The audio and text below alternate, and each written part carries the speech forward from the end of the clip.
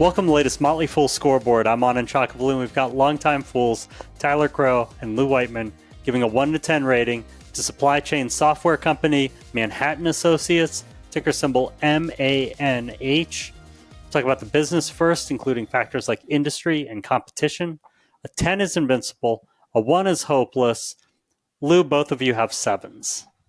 Yeah, so Manhattan Associates, the way to think about this, they're a tech company focused on supply chains, kind of providing software that helps retailers manage sales, keep track of inventory, anticipate future demand, all that good stuff. It has been a very fast-growing company over the years, and there's plenty of indications that customers do value their software, but it's also very captive to the health of the retail industry, which is a drawback. And there have been some notable disruptions of late. Factor in the competition. There's a lot of competition and the potential for more competition up ahead. And, I like this business, but I sort of max out at a 7, which is where I am. Yeah, I gave it the same. I mean, considering that the company has been this successful despite the presence of larger enterprise resource planning software companies like SAP that have competing profits, is kind of a sign that this is a better solutions for its customers and one that they have signed up for a long time. Kind of the corporate review thing is it's better for larger retailers. It hasn't quite scaled down to small and medium-sized businesses because it's very all-encompassing, but a little bit clunky for somebody who doesn't use it all the time. And that's part of the reason why sales have been a little bit slower recently, because it's struggled selling to smaller businesses. And that's been its biggest concern over the years, is where is the sales growth going to come as you move down the market to that smaller business customer. Hopefully, it signed a partnership with Shopify. I think it was last year, is trying to give some scaled stripped down versions to small and medium businesses through Shopify that can perhaps alleviate some of those issues that we've seen with smaller businesses signing up for it. But we'll see. If you're looking for small businesses, Shopify is a great place to partner. Let's talk about management. A 10 is Warren Buffett. A 1 is Homer Simpson. Tyler's at a 6. Lou, you're at a 4.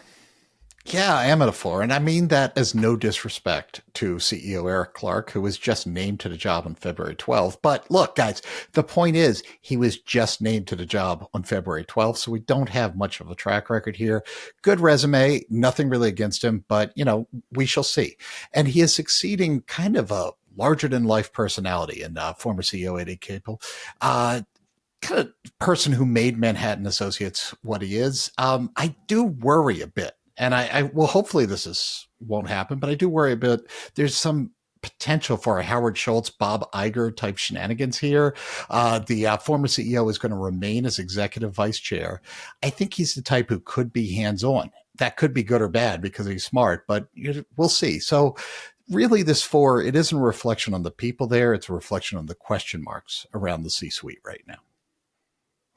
I gave it a 6 because I'm going to give them the benefit of the doubt for the time that Eddie Capel's been in charge, and he's moving into this new board of directors role. Yes, there is some, you might want to discount it a little bit because transitions from longtime CEOs are rarely easy. But the other thing that was a little weird to me was it seemed like the announcement of Eddie Capel's retirement from CEO role was slightly bad timing because it was right around the same quarter and announced its projections for fiscal year 2025 were going to be pretty weak, which might not give a lot of shareholders confidence, and kind of one of those hey, why are you leaving now after announcing something that doesn't look great? Because I'll never leave if it's every quarter, right? There's always something. But let's move on to financials. A 10 is a fortress. A 1 is yikes. Tyler's at a 7. Lou, you're at an 8. Yeah, so the CEO suite is not the only place that has seen disruptions. Manhattan has been shifting away from sort of these longer-term traditional software contracts towards cloud-based licensing, kind of where everybody's going. But that has caused a lot of choppiness in the results. We have a bit of a weak macro environment. But look, we saw strong 20% growth in cloud revenue in the most recent quarter. There's decent margins. They bumped up their full year guidance. Throw in a debt-free balance sheet for me. And, there's more to like than not like, which gets me to a 7. I was the 7, Lou. for all of the things that it's done over the past several years of converting its software system to a cloud-based system and can be readily updatable at any given moment, it still has quite a ways to go in actually converting some of its legacy customers from those perpetual license deals to this new cloud-based subscription model. So there's that choppiness is likely going to last for a while. But the existing business is still solid, even if growth could be challenging or choppy for the various reasons we've mentioned so far. Tyler, let's move on to valuation. How well will Manhattan Associates stock do over the next 5 years, and how safe is it? 10's a sure thing, 1's a lottery ticket. So I gave 5 to 10 with a safety score of 6, and the biggest kind of knock that I had for it was actually valuation. It's been growing. It's, like you said, choppy, but over the long term, it's been, we'll call it like high single digits to low double digit growth for the past 10 years. That's decent, but I don't know if that's 49 times earnings decent. And this is even after a pretty precipitous drop in the stock. So even before then, we were looking at like 80, 90 times earnings. And that's a pretty premium valuation for a business growing at this sort of rate.